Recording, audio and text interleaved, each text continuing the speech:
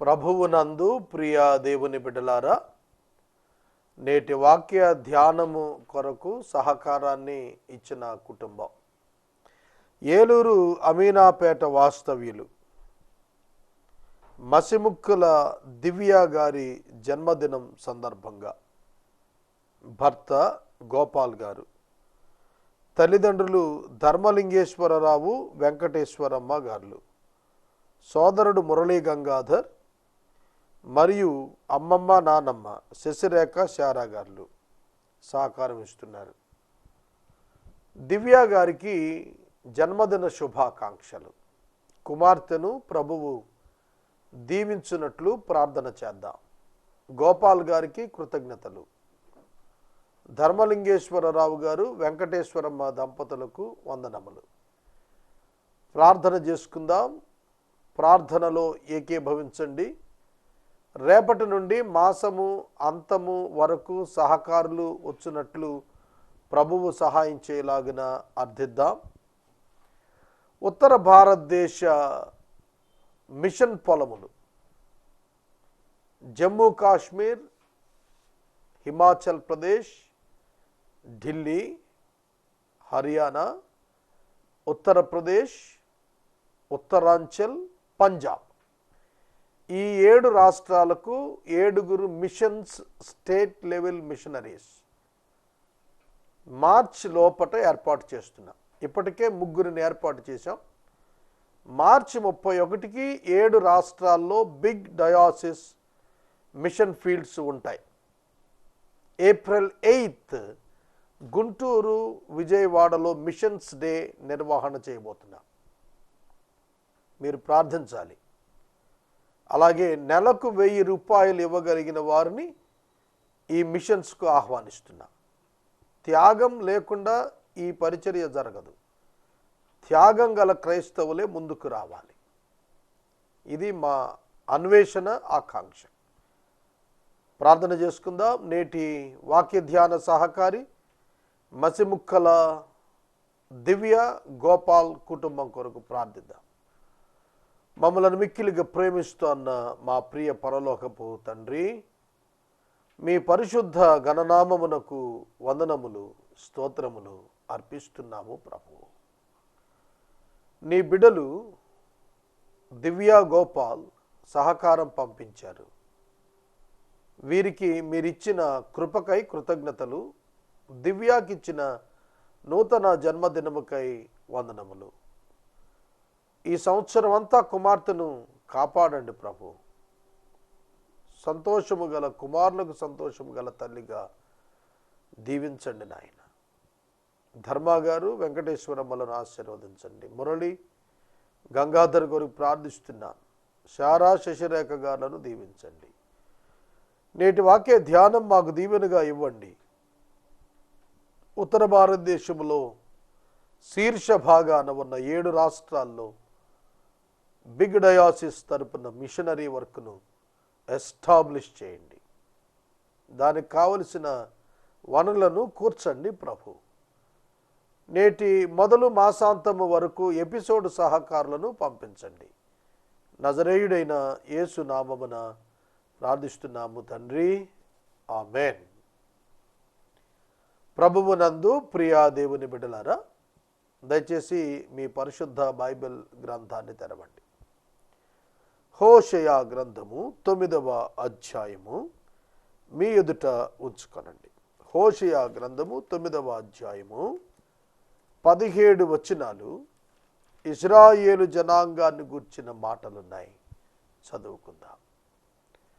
హోషేయ క్రీస్తు పూర్వము 750 సంవత్సరాలప్పుడు, ఇంకా చెరకు ఒక 30-40 సంవత్సరాల్లో ఇజ్రాయేలు జనాంగం 10 గోత్రాల వారు అష్షూరుకు వెళ్లే ముందు వారి పాపాన్ని ఖండిస్తూ హోషేయ ద్వారా దేవుడు వారికి హెచ్చరికలు పంపించినప్పుడు ఈ ప్రవచనాలు చెప్పబడ్డాయి. 9వ అధ్యాయం. ఇశ్రాయేలు అన్యజనులు సంతోషించున్నట్లు నీవు సంభ్రమపడి సంతోషింపవద్దు. నీవు నీ దేవుని విసర్జించి వ్యభిచరించితివి. నీ కళ్ళెములన్నింటి మీద ఉన్న ధాన్యమును బట్టి నీవు పడుపు కూలిని ఆశించితివి. కళ్ళెములు గాని గానుగలు గాని వారికి ఆహారమును ఇయ్యవు. ద్రాక్షారసము క్రొత్త ద్రాక్షారసము లేకపోవును. Rejoice not, O Israel, exult not like the peoples, for you have played the oath, forsaking your God. You have loved a prostitute's wage on all threshing floors. Threshing floor and wine vat shall not feed them, and the new wine shall fail them. ఇక్కడ వ్రాయబడిన మాటలు ధ్యానం చేస్తుంటే వారెంతటి దౌర్భాగ్యంలో ఉన్నారో అర్థమవుతుంది. సహోదరుడా, సహోదరి, అన్యజనులు సంతోషించున్నట్లు ఓ ఇశ్రాయేలు నీవు సంతోషించవద్దు. రెండు రకాల సంతోషాలు ఇక్కడ మనం అర్థం చేసుకుంటున్నాము. ఒకటి దైవజనుల సంతోషం, దైవ ప్రజల సంతోషం. రెండు అన్యజనుల సంతోషం. What is the difference between the happiness of Gentiles and the happiness of the children of the God? ఏమిటి వ్యత్యాసం? Very simple, very simple. చాలా చాలా చిన్నది. ఏమిటంటే దేవుని ప్రజలకు ఆనందం ఏమిటి? దేవుని చిత్తమును నెరవేర్చుట ఆనందం. లోకానికి ఆనందం ఏమిటి? తమను తాము ఆనందపరుచుకొనుట. దేవుని ప్రజలకు నిజమైన సంతోషము దేవుని ఆనందపరుచుట యందు పొందుతారు. దేవుణ్ణి ఆనందపరుచుట యందు విశ్వాసి సంతోషిస్తాడు. లోకమునందు ఆనందించుట వలన అవిశ్వాసి అన్యజనుడు సంతోషిస్తాడు. ఇది వ్యత్యాసం. ఇశ్రాయేలును దేవుడు పిలిచి చెబుతున్నాడు, అన్యజనులు సంతోషించినట్లు నువ్వు సంతోషించద్దు. అన్యజనులు తమ పాపపు ఇచ్ఛలు నెరవేరుతున్నప్పుడు సంతోషిస్తారు. రెండు రకాల సంతోషాలని నేను జనవరి 1 ఉదంతంతో పోల్చి చెబుతా. అర్ధరాత్రి జనవరి 1లో ప్రవేశించిన ఒక అర్ధ గంటకు నేను కారులో ఒక వృద్ధురాల్ని ఆమె ఇంటి దగ్గర దించడానికి నేను శ్రీధర్ గారు వెళ్తున్నా. మేము ప్రభువునందు ఆనందిస్తున్నాము, ఆరాధనలో ఆనందించాం, కీర్తించుటలో ఆనందించాం, వాక్య ధ్యానములో ఆనందించాం, రొట్టె విరుచుట యందు ఆనందించాం, సహోదర ప్రేమ యందు ఆనందించాం. అదే సమయంలో క్రొత్త సంవత్సరంలో అడుగుపెట్టిన కొందరు మద్యము తాగి మోటారు వాహనముల యొక్క సైలెన్సర్లు తొలగించి ఒక్కొక్క వాహనం మీద అక్రమంగా 4, 3, 5 ప్రయాణం చేస్తూ తప్ప తాగి తూలి స్త్రీ పురుషులను ఎరుగక వారిని అభ్యంతరపరుస్తూ కేకలు వేసుకుంటూ ఆనందిస్తూ వెళ్తున్నారు. త్రాగి ఆనందిస్తున్నారు. క్రొత్త ఏడులోకి వచ్చామని ఆనందిస్తున్నారు. వారి ఆనందం వేరు, విశ్వాసులుగా మా ఆనందం వేరు. దేవుడిచ్చిన రక్షణను బట్టి మేము ఆనందించాం. దేవుడు మమ్మలను కాపాడినందుకు ఆనందించాం. దేవుడు మమ్మలను నూతన వస్త్రంలో ఆయన చిత్తము కొరకు బ్రతికించినందుకు ఆనందించాం. కానీ అన్యజనులు అట్లా కాదు. తమ ఇచ్ఛలు నెరవేర్చుకోవటానికి ఆనందిస్తున్నారు, అల్లరితో ఆనందిస్తున్నారు. అర్థమవుతుందా? మీరు అలాంటి ఆనందం చూడవద్దు. విశ్వాసులు త్రాగుట యందు ఆనందం పొందటానికి ప్రయత్నించరాదు. విశ్వాసులు క్లబ్స్కు వెళ్ళుట వలన ఆనందం పొందరాదు. విశ్వాసులు అశ్లీలతను ఆనందించరాదు. విశ్వాసులు అక్రమార్జన వలన ఆనందం పొందరాదు. విశ్వాసులు వ్యభిచారము వలన ఆనందము పొందరాదు. విశ్వాసులు దేవుని యొక్క నీతిని కలిగి ఉండుట వలన ఆనందం పొందాలి. దేవుని యొక్క పని అను భాగ్యం దొరికినందున ఆనందం పొందాలి. దేవుని సన్నిధి అనుభవిస్తున్నందున ఆనందం పొందాలి. దేవుని ఆత్మీయ మర్మములు తెలియట వలన ఆనందాన్ని పొందాలి. తినటానికి ఉన్నా లేకపోయినా ప్రభువు ఇచ్చిన రక్షణను బట్టి ఆనందించాలి. ఉండటానికి ఉన్నా లేకపోయినా ప్రభువిచ్చిన నిత్య రాజ్య కృపను బట్టి ఆనందించాలి. మన ఆనందం దేన్ని బట్టి ఉంది? ఈ దినాన ఆలోచించండి.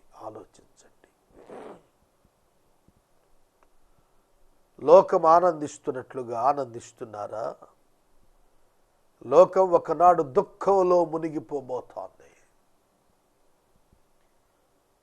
వారి పిల్లలు సానిక నాదము చేత ఆనందిస్తున్నారు, ఒక్క క్షణమున పాతాళమున కూలెదరు. వాక్యం చెబుతున్న మాట. సానిక నాదము చేత ఆనందము, డిస్కో కల్చర్, క్లబ్ కల్చర్, ఎంత భయానకమైన పరిస్థితులు ఇవాళ మనం చూస్తున్నాం. ఆనందిస్తున్నారు, లోకాన్ని జుర్రుకుంటున్నారు. అటువంటి ఆనందం విశ్వాసులు సంభ్రమపడి చేయకూడదని వాక్యం చెబుతోంది. నీవు నీ దేవుని విసర్జించి వ్యభిచరించితివి అనగా విగ్రహారాధన చేశావు. నీ కళ్ళెములన్నింటి మీద ఉన్న ధాన్యాన్ని బట్టి నువ్వు పడుపు కూలి ఆశించావు. You have loved a prostitute wages. Prostitute wages. పడుపు సొమ్ముకు ఆశించావు. హేయమైన క్రియగా ఎంచుతుము కదా పడుపు వృత్తిని.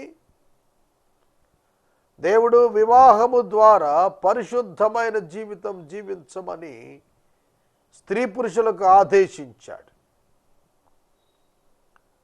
శరీరమును అమ్ముకొనుట ద్వారా డబ్బు సంపాదించమని అపవాది ప్రోత్సహిస్తాడు. జాగ్రత్త. చాలామంది ఈ విధమైనటువంటి భోగమునకు అలవాటు పడి తదుపరి దారుణమైనటువంటి స్థితిగతులలో మరణించారు అని మనం చూస్తున్నాం.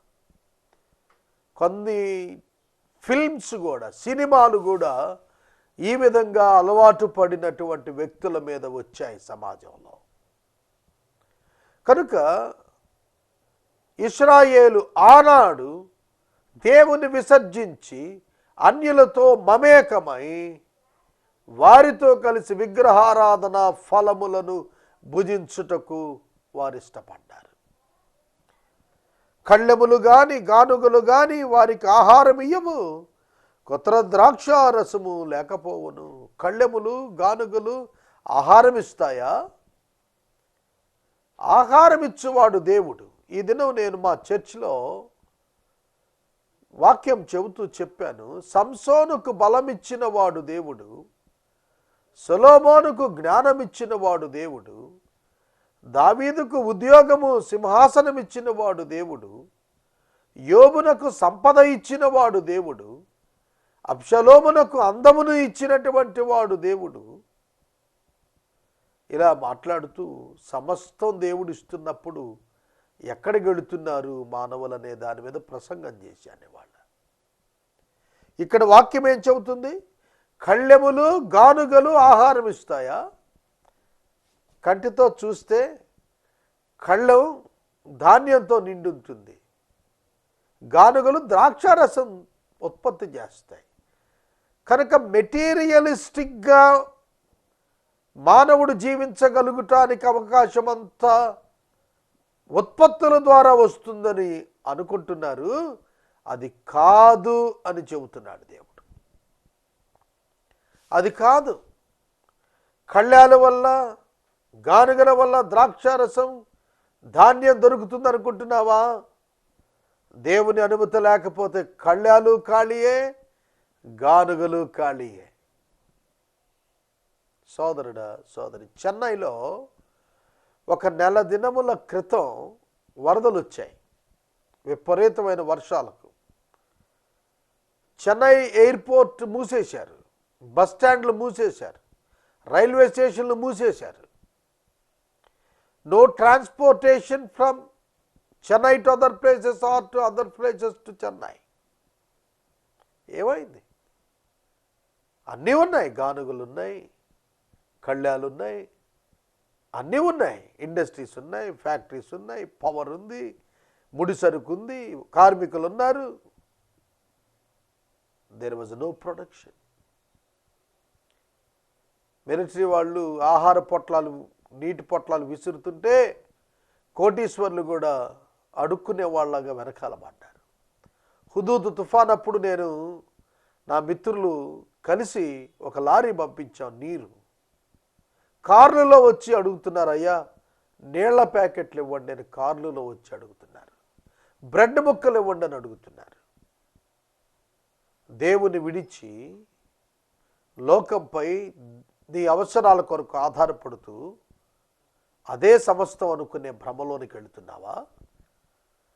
లేక దేవుని వలన నాకు బ్రతుకున్నది అనే నమ్మకంలో ఉంటున్నావా? ఎఫ్రాయిమీయులు ఐగుప్తునకు వెళ్ళిపోతారు. అష్షూరు దేశంలో అపవిత్రమైన వాటిని తింటారు.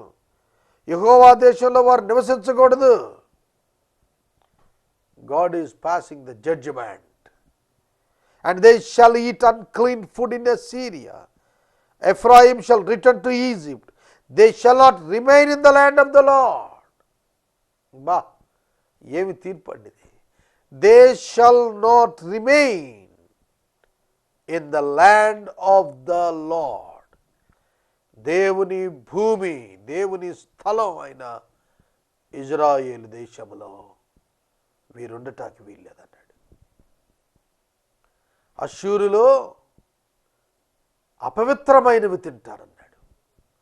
రక్తము చిందించకుండా గొంతు పిసికి చంపేది యూదులు తినరు. డెక్కలు చీలనిది యూదులు తినరు. నెమరు వేయనిది యూదులు తినరు. అన్యులు తింటారు. అన్యులు తింటారు. శవాన్ని యూదులు ముట్టరు, అన్యులు ముడతారు. పరిశుద్ధత అపవిత్రత విషయంలో లేవియా కాండంలో దేవుడు వారికి ఒక శాస్త్రాన్ని ఇచ్చాడు. దాన్ని అర్థం కాని వాళ్ళు అదేదో చెత్తబుట్ట అన్నట్టుగా మాట్లాడారు. దాన్ని ఖండించాలి. కనుక దేవుని యొక్క వాక్యము ఇచ్చినటువంటి పరిశుద్ధతకు ఇవ్వబడినటువంటి విలువలను కాలరాస్తూ వారు అపవిత్రమైన వాటిని భుజించేటట్టుగా వెళుతున్నారు అన్నప్పుడు దేర్ యాటిట్యూడ్స్ వర్ కరప్టెడ్. వారి అంతరంగంలోని ఉద్దేశాలు భ్రష్టమయ్యాయి అనేది స్పష్టముగా తెలియజేయబడుతోంది. యెహోవాకు ద్రాక్షారస పానార్పణమును వారు అర్పించరు. వారు అర్పించు బలుల యందు ఆయనకి ఇష్టం లేదు. వారు ఆహారం పుచ్చుకొనున్నది ప్రలాపము చేయి వారి ఆహారం వలె ఉంటుంది. దాన్ని భుజించు వారందరూ అపవిత్రులవుతారు. తమ ఆహారము తమకే సరిపడును కానది యెహోవా మందిరములోనికి రాదు. ద్రాక్షరస పానార్పణం అర్పించరు అంటున్నాడు. ఆహారము ప్రలాపిస్తుందన్నాడు. వారి బలులు దేవునికి ఇష్టం లేదన్నాడు. మీకు వాక్యం అర్థమవుతుందా? వారి బలులు దేవునికి ఇష్టం లేదన్నాడంటే వారు దేవునికి ఇష్టలుగా లేనందున బలుల వలన ప్రయోజనం లేదు. You cannot satisfy God or please God by your donations or givings, offerings. మీరిచ్చు కానుకల చేత దేవుణ్ణి సంతోషపరచలేరు. మీ హృదయము శుద్ధిగా ఉండుట వలన దేవుని సంతోషపరచగలుగుదురు కానీ మీ అర్పణల చేత దేవుణ్ణి సంతోషపెట్టలేరు. మీరు బెస్ట్ ఆక్సన్ తీసుకొచ్చి బలిస్తే దేవుడు కన్విన్స్ అవ్వడు. నువ్వు అపవిత్ర హృదయం కలిగిన వాడవై ఎంతో బలమైన ఎడ్లు తీసుకొచ్చిస్తే దేవుడు సంతోషించడు. చాలామంది దేవుడిని అపార్థం చేసుకుంటున్నారు. మేము డబ్బు ఇచ్చేస్తే దేవుడికి సరిపోద్ది అనుకుంటున్నారు. మరి బోధకుల బోధలు కూడా అవే చెప్పేస్తున్నాయి ఇప్పట్లో. నాకు మధ్యాహ్నం ఒక ఎంఎంఎస్ వచ్చింది, నా వీడియో ఒకటి వచ్చింది.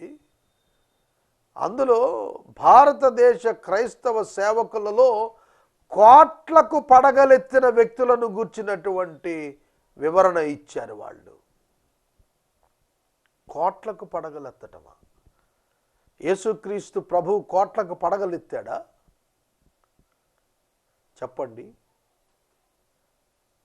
కలిగిన వాడు లేనట్లుగా జీవించి వెళ్ళాల్సిన ఈ యొక్క రాకడ సమీప దినాల్లో కోట్లకు పడగలెత్తారు అనే అపవాదు ఒక క్రైస్తవ నాయకుడు భరింపదగునా? సోదరుడా, సోదరి, మనం ఆలోచించాలి. ఇశ్రాయేలీలమని చెప్పుకుంటే సరిపోయిందా? దేవుని ప్రజలమని చెప్తే సరిపోయిందా? దేవుని స్థలంలో ఉన్నామంటే సరిపోయిందా? దేవుని యొక్క ధర్మశాస్త్రం ఉంది మాకంటే సరిపోయిందా?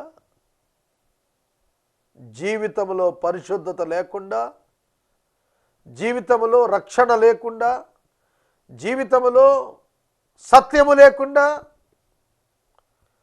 దేవునికి కానుకలు ఇచ్చి ఆయన సంతోషపెడతావా? ఆయన ఏమైనా మనిషి అనుకుంటున్నావా? నువ్వు ఏదిస్తే అది తీసుకొని సంబరపడటానికి? పరిశుద్ధమైనటువంటి హృదయాన్ని దేవుడు కోరుతున్నాడు.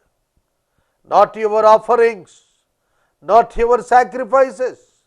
నీ కానుకలు కాదు, నీ బలులు కాదు, నీ అర్పణలు కాదు, నీ పరిశుద్ధ హృదయం దేవుడు కోరుతున్నాడు.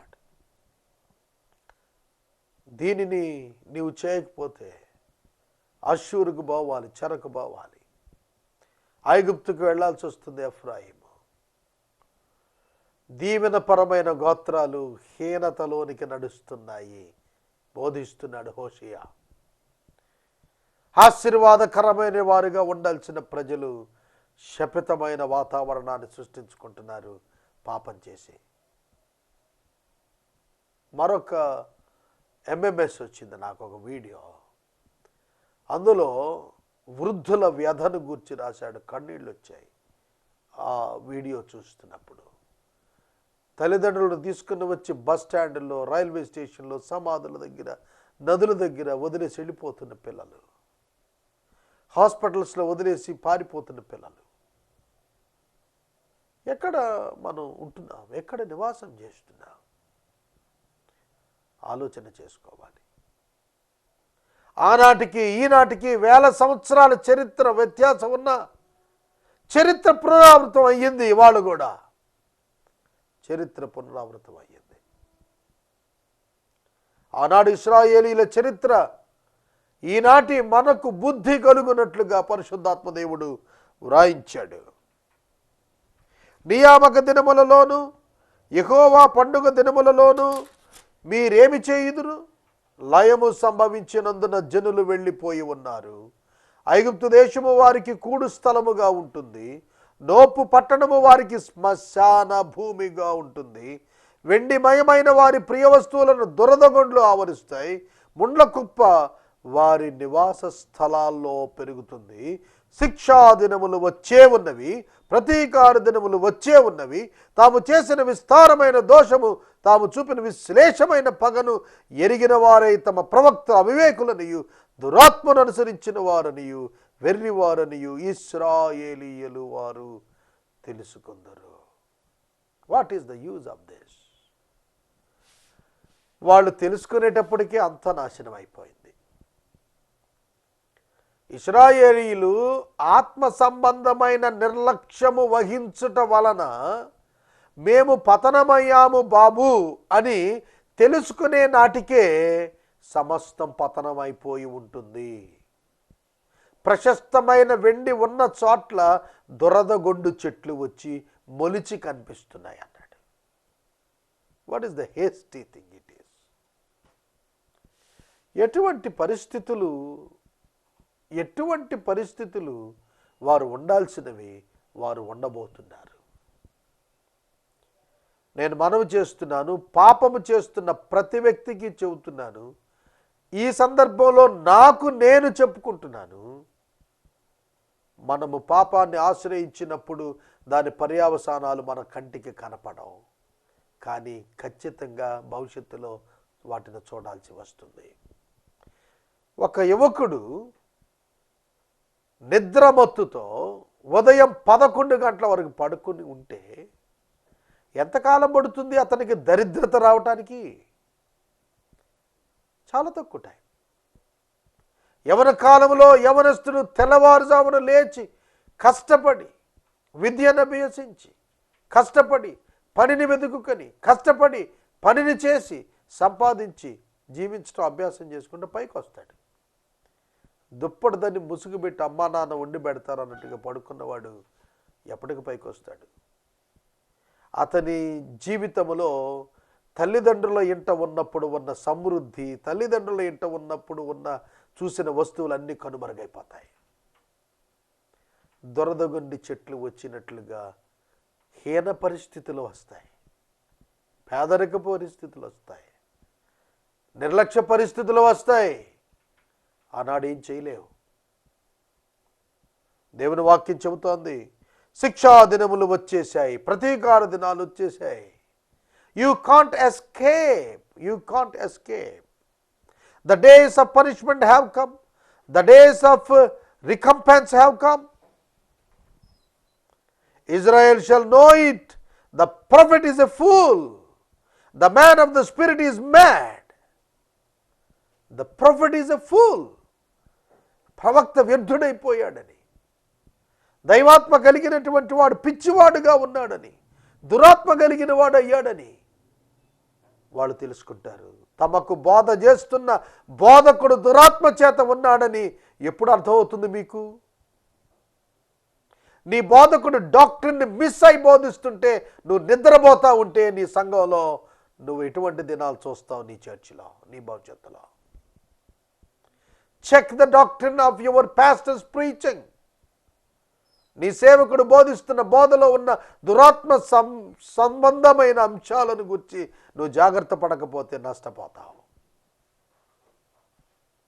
8వ వచనం నుండి రేపటి దినం నేను జ్ఞాపకం చేస్తాను. లయమైపోతుంది, నాశనమైపోతుంది, శ్మశాన భూమి వచ్చేస్తోంది అన్నాడు. శిక్షాకాలం వచ్చేస్తుంది అన్నాడు. ఎవరికి? దేవుని విడిచిన వారికి. ఒకటే ఆన్సర్. దేవుని విడిచిన వారికి ఈ లోకంలో భయంకర స్థితి, మరియు దేవుని విడిచిన వారు నిత్య రాజ్యములోనికి చేరలేరు. ఈ సందేశం విన్నారు కదూ? ప్రభువుని అంగీకరించండి. నేటి వాక్య ధ్యానమునకు సహకారం ఇచ్చినటువంటి కుటుంబము అమీనాపేట వాస్తవ్యులు మసిముక్కల దివ్య గారి జన్మదినం సందర్భంగా భర్త గోపాల్, తల్లిదండ్రులు ధర్మలింగేశ్వరరావు, వెంకటేశ్వరమ్మ, సోదరుడు మురళీ గంగాధర్ మరియు శశిరేఖ శారా గారు సహకరించారు. కుటుంబాన్ని దేవుడు దీవించును గాక. మనము ఇంతవరకు దైవజనులు కారుపాటి శ్యామ్ సాగర్ గారి ద్వారా బైబిల్ స్టడీలోని వాక్య ధ్యానమును హోషియా గ్రంథము నుండి ధ్యానం చేసుకున్నాం. ఈ కార్యక్రమం ద్వారా మీరు పొందుకునుచున్న ఆత్మీయ మేలులు ఒక ఉత్తరం ద్వారా మాకు తెలియచేయండి. మీ ప్రార్థనా మనవులు మాకు తెలియచేస్తే ఏసే పరిష్కారం కార్యాలయంలో ఏర్పాటు చేసిన ప్రత్యేక ప్రార్థనా శిబిరంలో మీ కొరకు ప్రార్థిస్తాం. మీ కుటుంబ పక్షముగా ఒక ఎపిసోడ్ ప్రసారం చేయాలనుకున్నారు మాకు తెలియచేస్తే మా సిబ్బంది మీ గృహాలను దర్శిస్తారు. ముగింపు ప్రార్థన ఆశీర్వాదాలతో ఈ కార్యక్రమాన్ని ముగించుకుందాం. ప్రార్థన. మమ్మల్ని మిక్కిలిగా ప్రేమిస్తున్న తండ్రి వందనాలు. దివ్య కొరకు ప్రార్థిస్తున్నాం. కుమార్తెను దీవించండి, గోపాలను ఆశీర్వదించండి, కుటుంబీకులందరినీ దీవించండి. ఎపిసోడ్ సహకారాన్ని పంపండి. ప్రభువైన యేసు నామమున విజ్ఞాపన చేస్తున్నాము తండ్రి, ఆమెన్. తండ్రి అయిన దేవుని ప్రేమ, కుమారుడైన యేసయ్య కృప, పరిశుద్ధాత్మ యొక్క అన్యోన్య సహవాసం సదా మనకు తోడైండును గాక. ఆమెన్.